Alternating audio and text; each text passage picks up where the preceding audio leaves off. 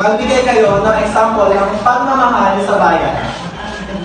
Yes, Kaisa. Pagtangkilik ng sariling atin. Anyone? Yes, Mary Joy. Pagtapon ng basura sa tamang pagkakas.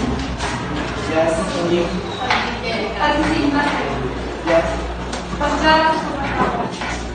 So lahat yan ay example ng pagmamahal sa bayan.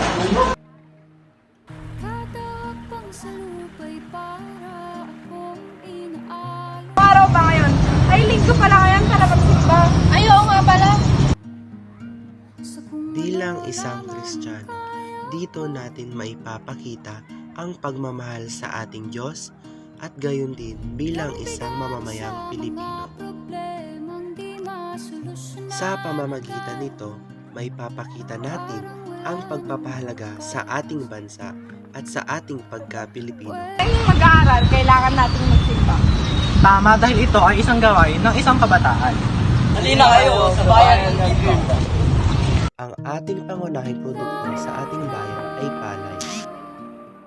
Ang gaganda naman ng mga produkto ng Pilipinas. Siyempre, gawang Pilipino yun eh. Pagsunod sa batas, dito natin maipapakita ang paggalang sa ating bansa. Ay, pagkakabili nga po ng palag. Isa lang po. Pagtangkilik ng sariling atin.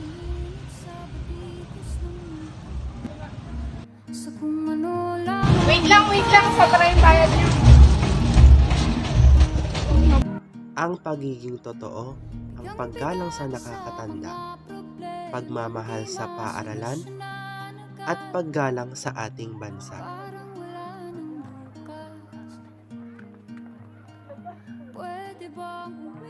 Gayon din ang pagmamahal sa inang kalikasan. Lahat ng ito ay nagpapakita ng pagpapahalaga sa ating bayan. Bilang isang mag-aaral, dapat natin itong ipagpatuloy para sa ating hinaharap.